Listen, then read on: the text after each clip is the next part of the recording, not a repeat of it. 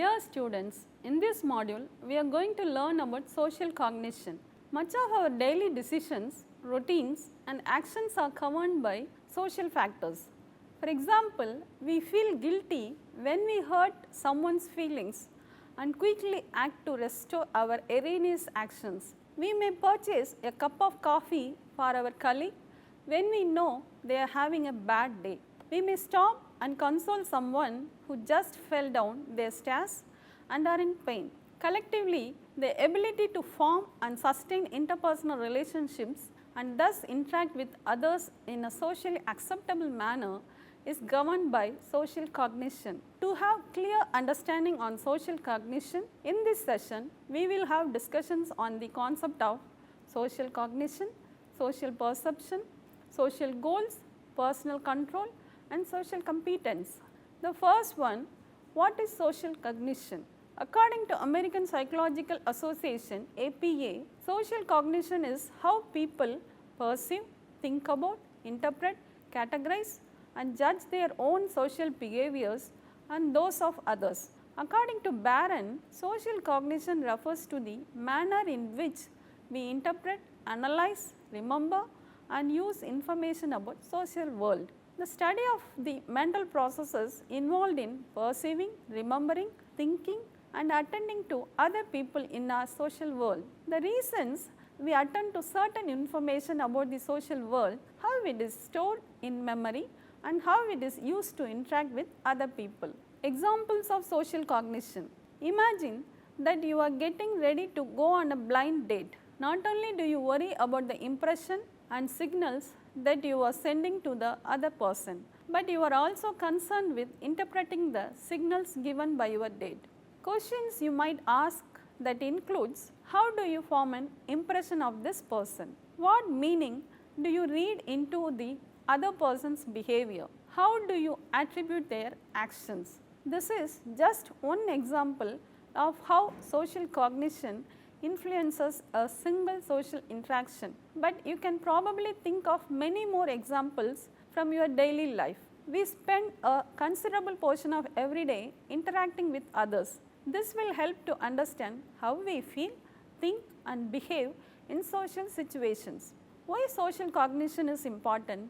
Efficient social cognitive skills facilitate communication and support the important factors such as attraction, relationships, social belongingness and group membership, thus increasing the likelihood of flourishing. Social cognition is more important for an individual who can pick up the subtle social cues that suggest how others feel and address it appropriately, or to be more successful in their personal, social and professional interactions and relations. Social cognition focuses on the method of storing, processing and applying information in relation to others. It places the importance on what others think, which can change a person's thoughts, feelings and social interactions. This mental process refers to how a person makes sense of the world around them by simply observing others. Social cognition plays out when forming an impression of another person or finding meaning behind another's behavior. Social cognition is something that is developed over a lifetime and can be studied through the lens of childhood development and cultural differences. Now we will see emotion recognition. Emotion recognition is the process of identifying human emotion. People vary widely in their accuracy at recognizing the emotions of others. Emotion recognition refers to the attribution of emotional states based on the observation of visual and auditory nonverbal cues.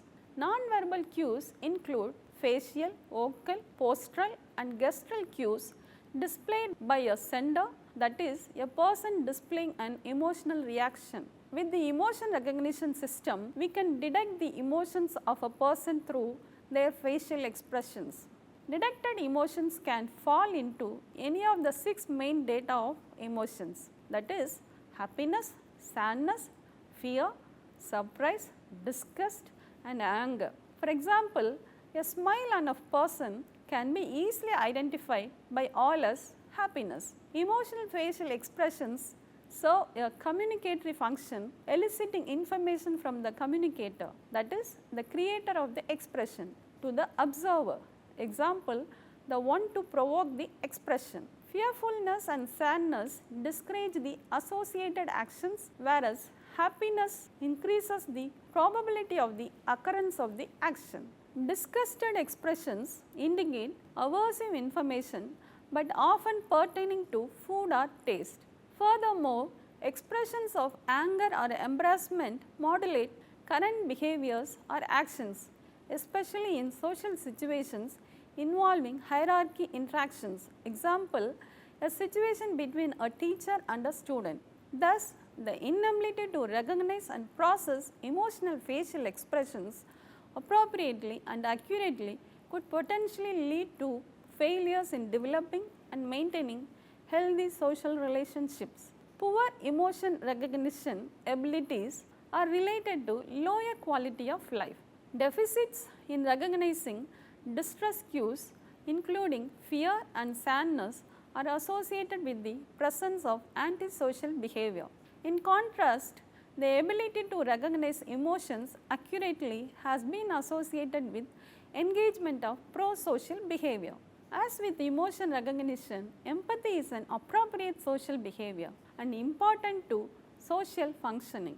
Impaired theory of mind abilities, that is, cognitive empathy, are related to smaller social networks and poorer social competence. Overall, accurately recognizing emotions serve as a vital component to our everyday social functioning and forming and maintaining appropriate interpersonal relationships. Now we will see development of social cognition. Social cognition develops in childhood and adolescence. As children grow, they become more aware not only of their own feelings, thoughts and motives, but also of the emotions and mental states of others. Children become more adept at understanding how others feel, learning how to respond in social situations, engaging in pro-social behaviors and taking the perspective of others. According to the work of psychologist Jean Piaget, during the earliest stages of development, children are very egocentric. They see the world from their own perspective and struggle to think about how other people may view the world. As children grow older, children become increasingly adept at perspective taking and have an increased ability to think about how and why people act the way they do in social situations. Now we will see cultural differences in social cognition.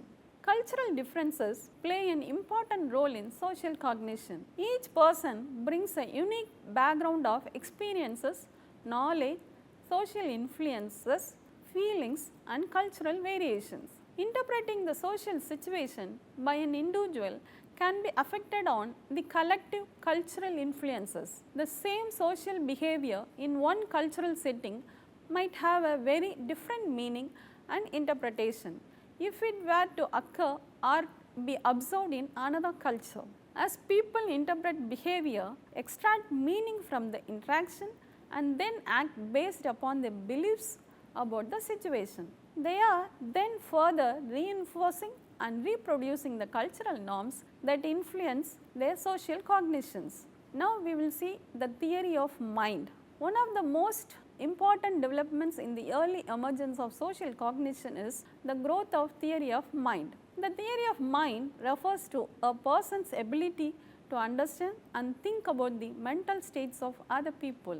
The theory of mind is the ability to infer the thoughts, motives, desires, needs, feelings and experiences that other people may have and use this information to explain and predict human behavior. Being able to think about how these mental states can influence how people act and forms the social impressions and explains how and why people do the things they do.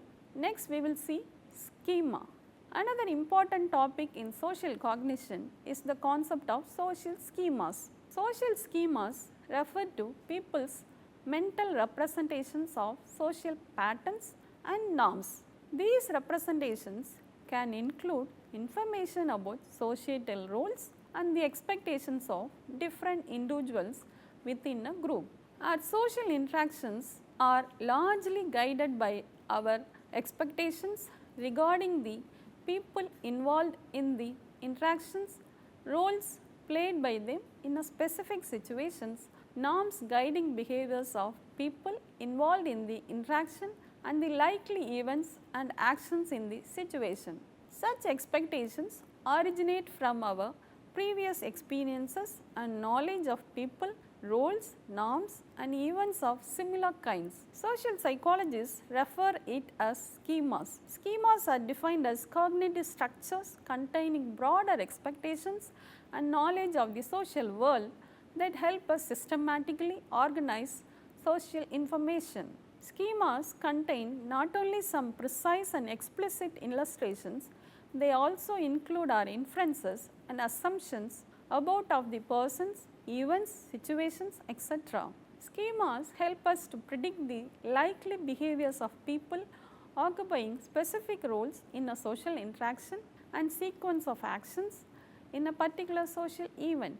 Further, schemas influence the process of encoding, storage and retrieval of social information. They also guide us in making inferences about the information which is not available to us in a particular social situation. By all its functions, a schema significantly reduces the efforts we put forth in processing the social information. There are errors in social cognition. There are situations errors will occur in the process of social cognition of an individual about others due to various reasons, that is, sensitive to negative information rather than positive information about others leads to negativity bias. There is a tendency to hold a false and misleading assessment of our skills, intellect or talent.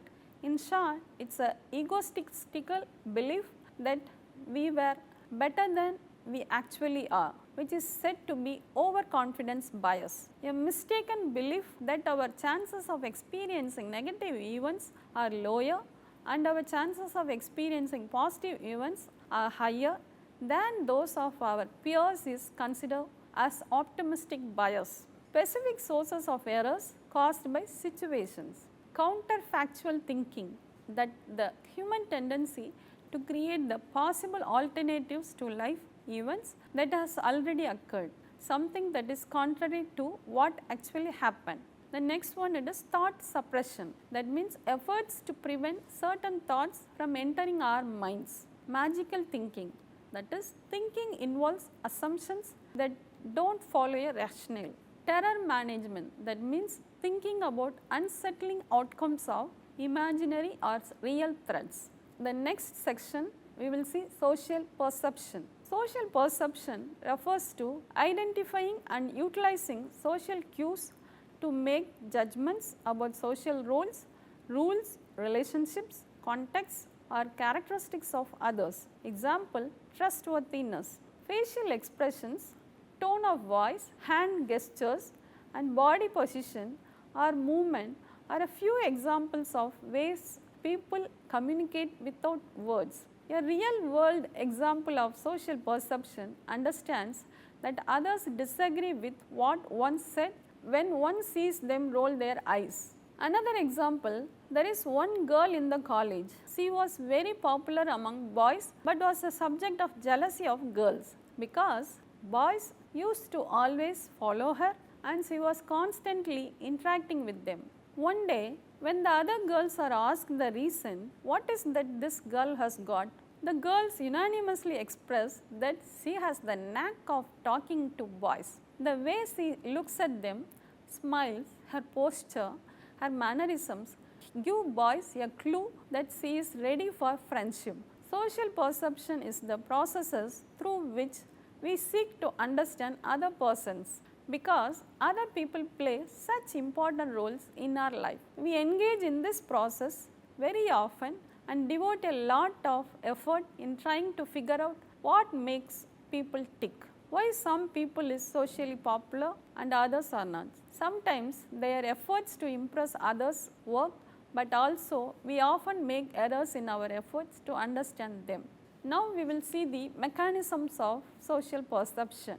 Mechanisms of social perception, that means people use various techniques, methods and ways to know about others in order to get superficial or a deeper understanding of them. The process of social perception sets the stage for much of social interactions. Our perceptions of the way others feel, their motives and traits play an important role in shaping the nature of our interaction with them. Knowing the other person involves two stages: understanding temporary states of others, that is their present emotions and feelings; understanding the most permanent or lasting characteristics, that is their motives, intentions or traits. We will see detail about understanding temporary states. Our social behavior is affected by temporary factors or cases like changing moods, fatigue, illness and drugs.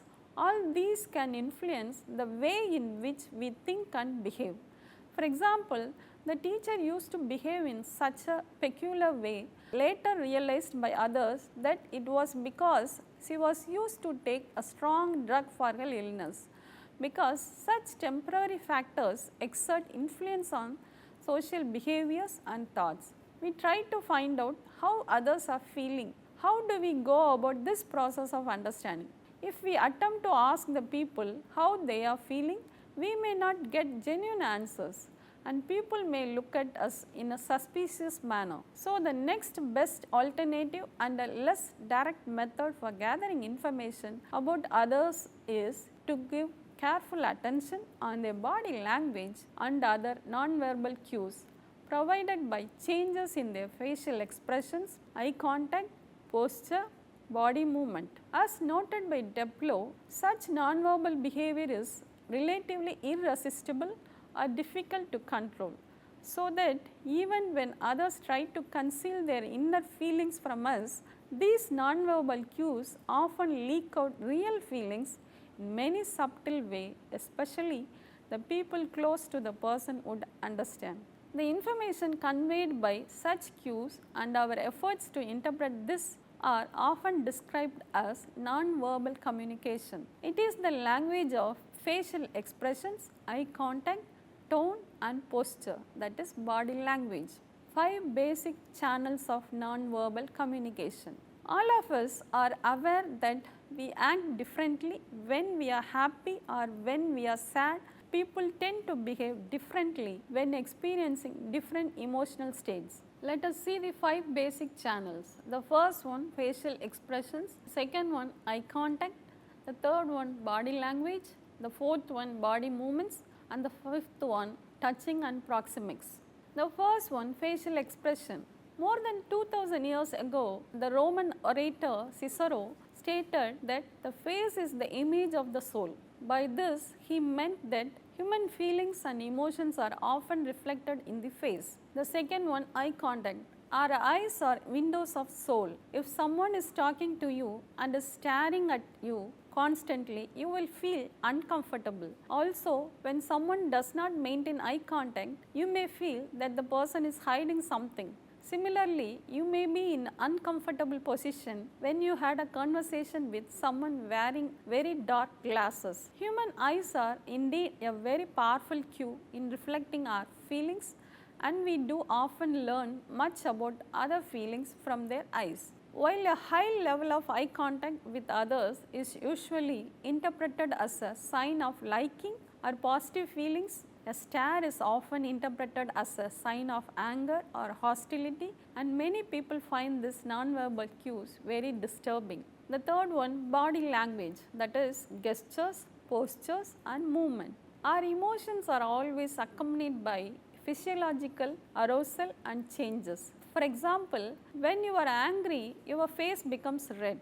Your fists are drawn together and you are ready to attack. When you are afraid, your legs start shivering, but you are ready to run or faint. When you are sad, your face becomes pale and you have a drained down feelings. These postures, gestures and body movements together are termed as body language. Body language often reveals others' emotional states. Straight body position is usually taken to indicate rigidity, whereas a leaning forward body position indicates warmness and interest in the other person. The fourth one, body movement. More specific information is also provided by gestures. Gestures fall into several categories. The most important are emblems, body movements carrying specific meaning in a given culture.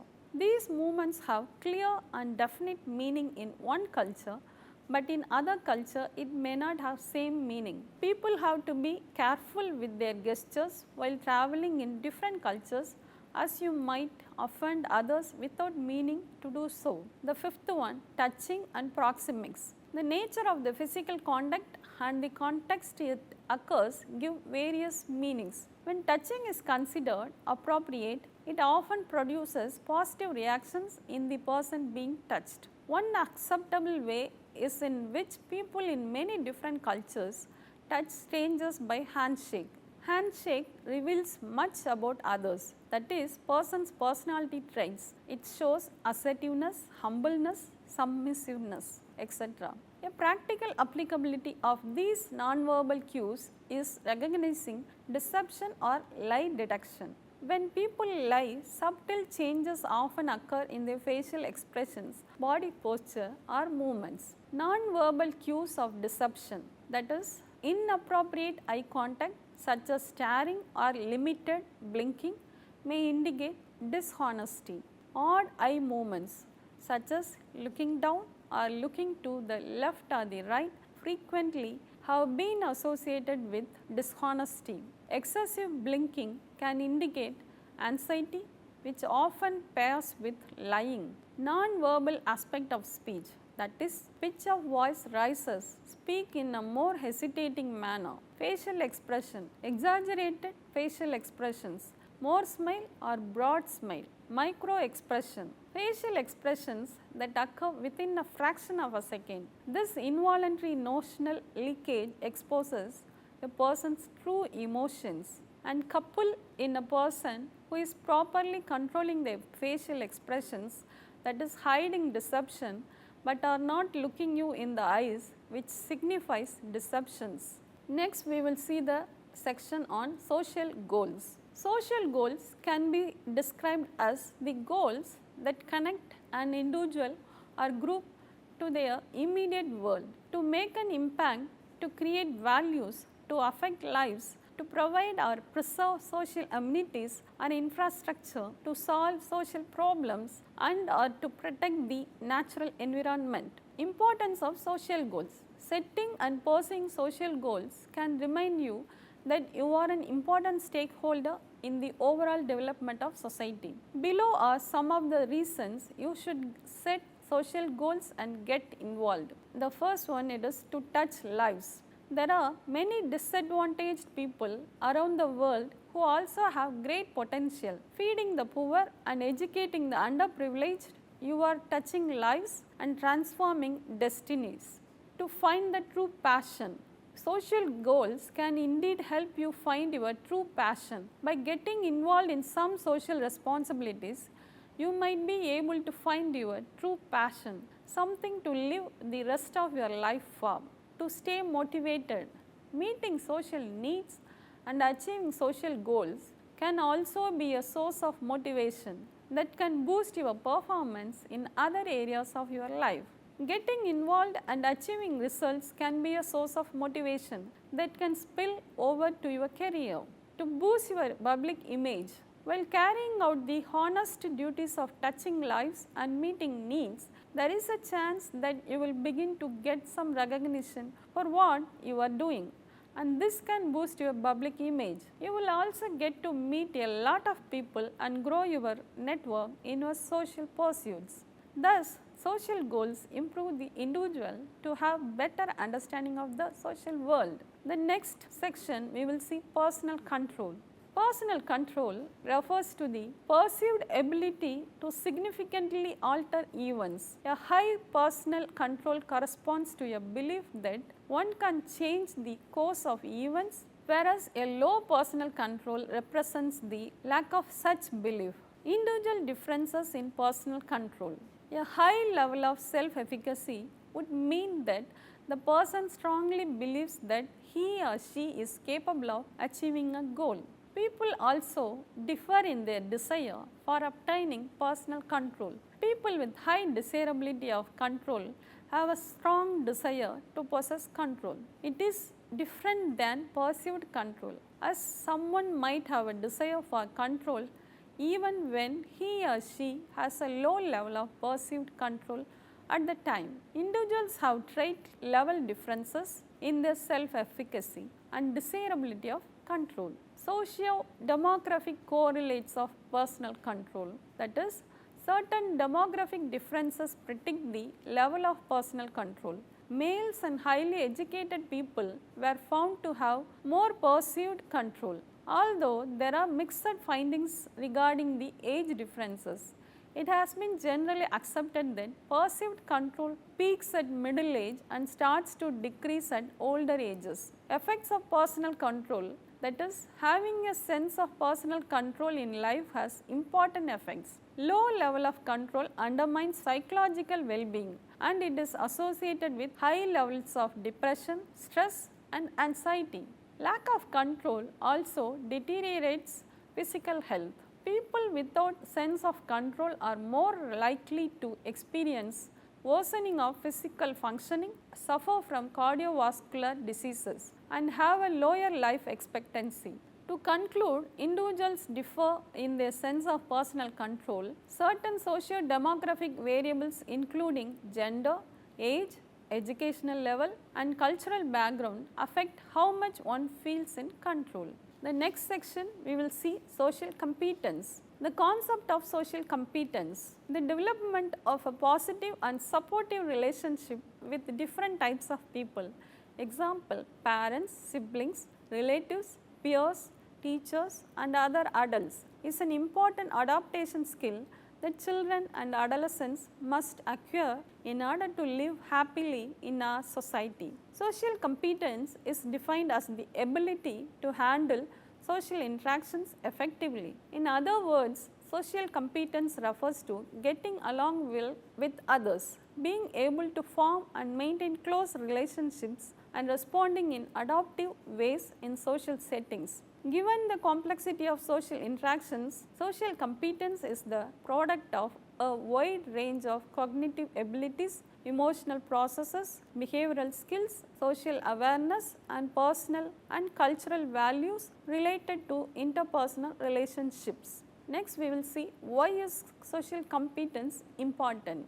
Social competence is a protective factor in good mental health. It helps us to develop strong social support and to work effectively with others. More and more, we live in a complex and connected world, and the ways in which we connect are increasingly fast-paced and fragmented. Now we will see the components of social competence. Cognitions, emotions, behavioral skills and values are closely interconnected in socially competent behavior. Several cognitive abilities are important for increasing social competence. The first one, problem solving. The second one, understanding the relation among beliefs, emotions and behaviors. And the third one, being able to implement a variety of strategies for handling conflict such as apologizing, avoiding or ignoring situations and resolving the problem.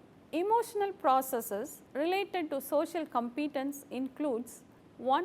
Being aware of emotions, the second one maintaining calmness, the third one maintaining connection to others and the fourth one understanding the social interaction from the perspective of other person. Behavioral skills in social competence, that includes the first one general verbal communication skills, general listening skills, the third one friendliness and respect, that includes be thankful, offer help, give compliments, smile and cooperate with others. Each culture has values that shape social interactions, and evaluation of social competence is limited by the appropriateness of the interactions in a given goal setting. Similarly, group values will influence the perception of what is socially competent behavior and how well the person enacts that behavior. The relationship with parents the communication with elders, the initiation of dating and intimacy, and the characteristics of friendship are the expectations set by the culture associated with social competence. To conclude this session, social cognition encompasses the cognitive functions that govern appropriate social interactions and the ability to accurately process interpersonal cues. Thus, the important aspects of social cognition include social perception, social goals, personal control, and social competence. Summary. According to Barron, social cognition refers to the manner in which we interpret, analyze, remember, and use information about social world. Social cognition plays out when forming an impression of another person or finding meaning behind another's behavior. Social cognition is more important for an individual who can pick up the subtle social cues that suggest how others feel and address it appropriately, or to be more successful in their personal, social, and professional interactions and relations. Emotion recognition is the process of identifying human emotion. Poor emotion recognition abilities are related to lower quality of life, a theory of mind that refers to a person's ability to understand and think about the mental states of other people. The concept of social schemas refer to people's mental representations of social patterns and norms. These representations can include information about societal roles and the expectations of different individuals within a group. There are situations errors will occur in the process of social cognition of an individual about others due to various reasons. Social perception refers to identifying and utilizing social cues to make judgments about social roles, rules, relationships, context, or the characteristics of others.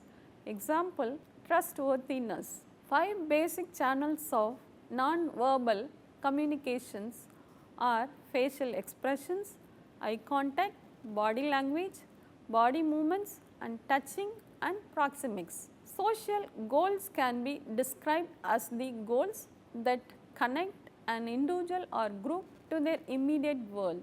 The concept of personal control refers to the perceived ability to significantly alter events, and the concept of social competence refers to getting along well with others, being able to form and maintain close relationships, and responding in adaptive ways in social settings.